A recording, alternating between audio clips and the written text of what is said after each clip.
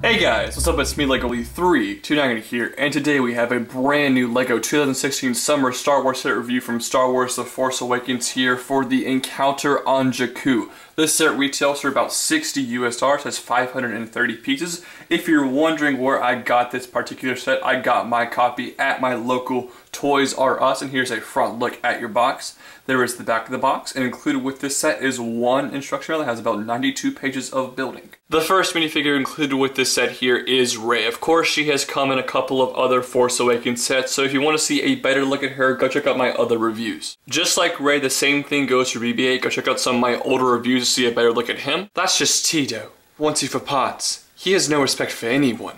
Yes guys, this is Tito making his first appearance in LEGO minifigure form exclusive to this set, and this minifigure is almost flawless. His big flaw though is his legs. In the movie, Tito is clearly a short character. He is not a tall character, and LEGO gave him the long, normal LEGO people legs. Now, this is a necessary evil that I'll talk about a little bit later on in my review. You'll just have to stay tuned to see what's up with that. It's a necessary evil, it makes sense, and it does give him leg printing, which looks very good.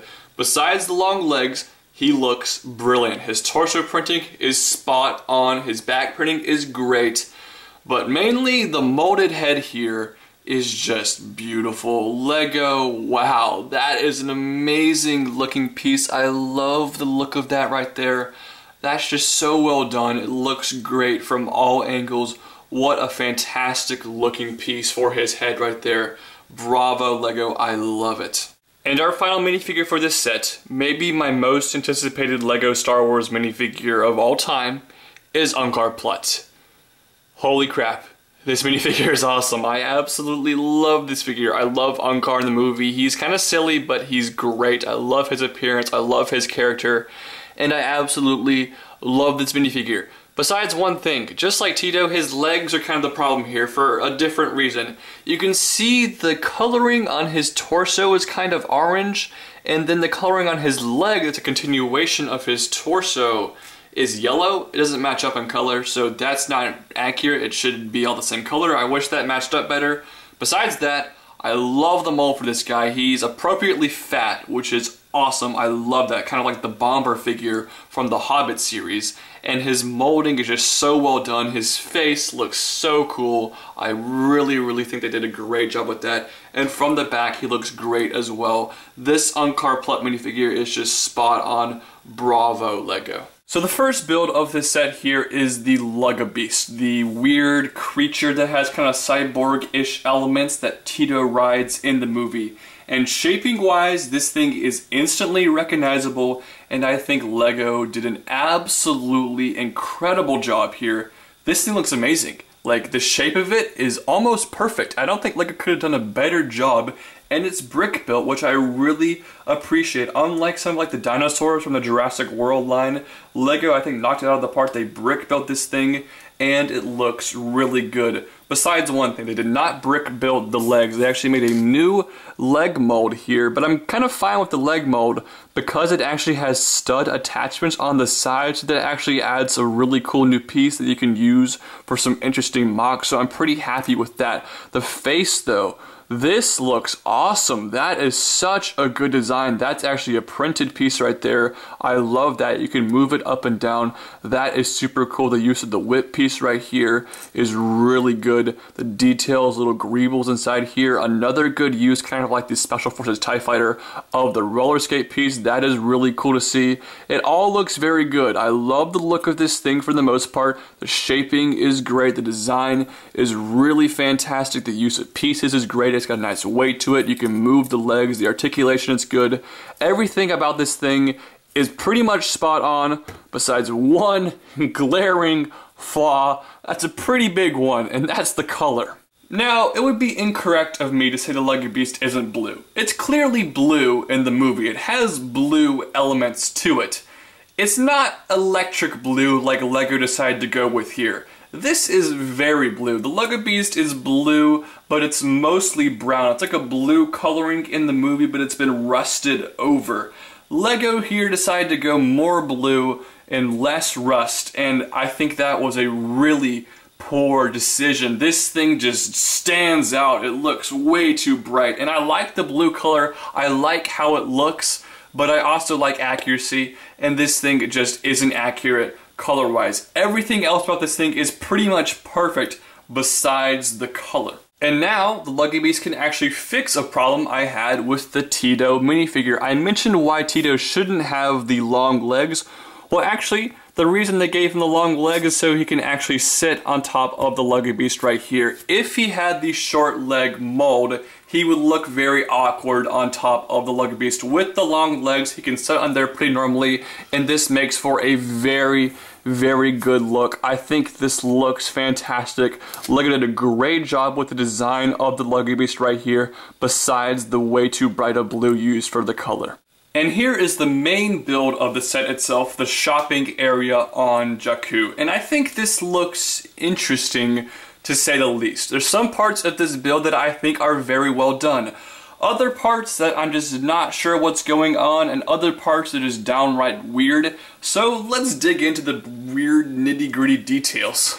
Right here is definitely my favorite part of the entire build. This is Unkar's portion shop. You can lift up this great piece right here. This is where he's going to give Rey the portions. I wish this door was a little bit better of a design, but this is pretty cool right here. These are nice little details on the side. It looks pretty good. It's recognizable. That's pretty well done. You can flip it around to the side here. You have a nice little awning that can fold up and down. A little trash can with some small little things inside there. And then we flip to the back. And the back here makes absolutely no sense. Now, first up, we have this. You can pull this out. And what does this reveal, you may ask? It reveals a hidden gun in the staircase. Okay, I mean, it's a play feature. It would have been wasted space either way. Doesn't really bother me. I don't care. But what's right here? You can kind of start to see it right here. That's a battle droid. Yeah, you are seeing this correctly. They put a battle droid in a Force Awakens set? I thought we were trying to forget about the prequels. Why are you referencing it in a set? This is so weird. What the heck, Lego? I mean, maybe it's in the movie and I just missed some weird Easter egg or something, but this makes no sense to me, and I kind of hate it because I don't like the prequels invading my Force Awakens sets. This is weird. It's stupid. I really dislike this part of the set. However, there's a little bit more than meets the eye to this shop. Basically, by pulling on this part right here, you can open up the entire thing to reveal the interior. Now back here you just have a little small cup and just a little whatever, I don't even know what that thing is. There's a small light right here. And then over here you have a stud shooter blaster for some reason. There's some extra shots over here. And then right here you have a little part right here that you can fold down. And inside there are Unkar's portions, which are one of the most disappointing parts of this set. They're just gold studs, gold flat studs. That's all we got for the portions. Gold flat studs. Lego, really? I was really hoping we were going to get something printed for the portions, and all we got was this. This is a humongous letdown, one of the biggest disappointments in this set by far. That's just really lame if you ask me. But when you had the shop all closed up and you put Unkar inside his shop right here, it actually looks pretty cool, and it makes for a pretty cool display piece. This looks a lot like it does in the movie, so that is very cool. Now we can move on to the rest of the shop area right here. Now I have watched The Force Awakens over 15 times. I saw the movie 13 times in theaters, and I'm not gonna lie to you, I'm not entirely sure what this is supposed to represent. I don't recognize this part from the movie in particular. It kind of looks like certain things, but not one thing in particular, so it's kind of odd. I do, however, really like this piece. This is a plastic sail kind of piece right here to make a kind of like a roof, which actually I think looks pretty cool, so that's pretty nice. Then right here you have a little kind of entrance way, more battle droid parts, which I'm not a big fan of, but I like the design down here. There's some cool architecture. That's pretty cool, but I'm still just not entirely sure what this is supposed to be. I'm guessing this is like an entrance to the shopping area, but besides that, I'm not really sure. So that's just kind of confusing if you ask me.